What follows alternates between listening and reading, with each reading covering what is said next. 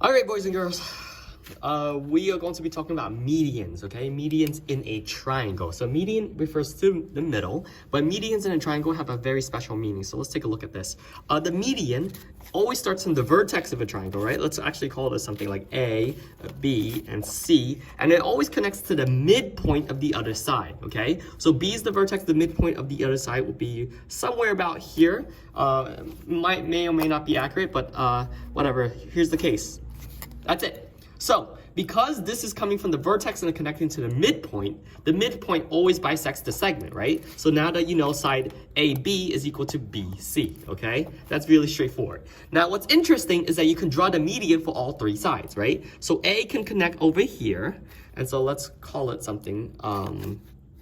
Actually, this should have been like side D or something. And then let's connect A to this piece, and then C from here, this vertex to this midpoint.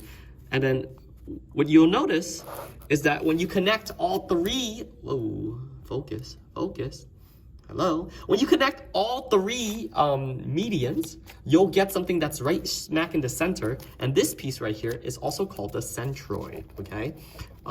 So that's a couple things that you have to know, okay? So, and so that means that this side is going to be congruent to this side, right? And then this side is going to be congruent to this side, okay? Another interesting fact about the median is that because it cuts a triangle directly in half from the midpoint to the vertex, that means that this side of the triangle's area is going to be congruent to this side of the triangle, okay? So that's the couple of ideas that you have to understand about the median, okay? So let's take a look at specifically the ratios of the medians, and that's going to be this next section here. Here you already have the medians drawn with the centroid, okay? So let's just say that I told you that this entire piece right here from B to D was exactly 9, right? BD is equal to 9. The question is, what is BP, which is the center, and then PD?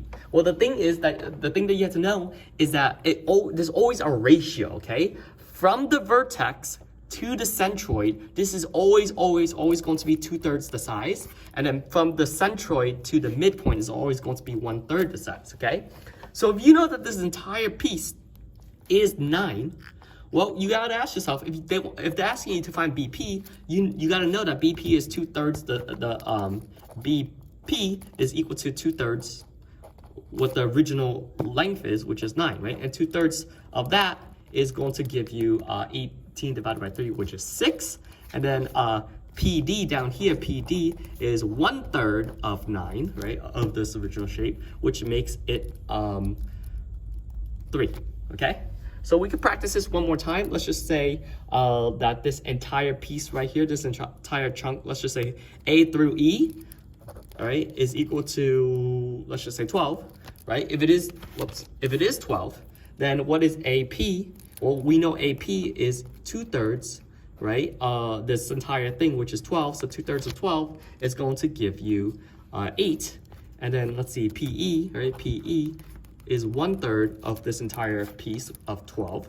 And 1/3 of the entire piece of 12 is going to give you 4, right? And this makes sense. 6 plus 3 gave us 9, and then 8 plus 4 gives us 12, okay? So keep in mind that ratio is always going to be 2/3 from the vertex to the centroid, and then it's going to give you, it's going to be 1/3 for the other remaining piece from the centroid to the midpoint, okay? And then we have our last idea, which is algebraically what's going on, okay? So if you understand that ratio, which is the last piece, then you are able to really solve for algebraic problems, right? Because if, let's just say they give you this length right here, and this piece right here, and they wanted you to solve for, let's just say, anything else that involves x, the idea is very simple, right?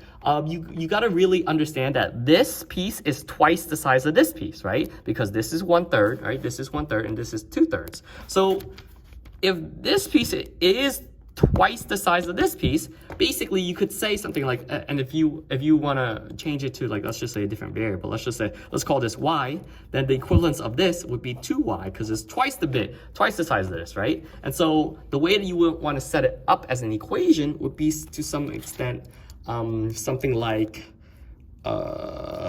twice of this is equal to this, right? So twice 3x minus 2 is going to be equivalent to just this big chunk, which is already there. So 10x minus 4, okay? And so let's do this math very quickly. You get here 6x minus 4 is equal to 10x minus 4, I believe. Oh, no. Did I copy this one wrong? Oh, it just should have been 3x plus 2. Otherwise, the math wouldn't have made sense anyway. So it's plus 4 right here. And so let's just subtract 6x on both sides. Like we're supposed to do. 4 is equal to 4x minus 4. And then add 4 to both sides. It's a little bit messy. 8 is equal to 4x, right? And when you divide by 4 on both sides, you get x is equal to 2, okay? And there we go. This is how we begin solving for x. So a couple of ideas that you have to really know with regards to like a couple of rules, right? So basically this, or was it, let's call this p actually. Yeah. This is always equal to twice this piece, okay? So let's write this down somewhere. BP is equal to twice PD, okay? And that's it. And if they give you like this entire chunk, then it's not hard, right? So like this PD is actually this little piece, right? This little piece is always 1/3 of the larger chunk, right? So PD is 1/3 of the larger chunk, which is BP, or I'm sorry, BD. And then if they only gave you this chunk right here, this center chunk, then it's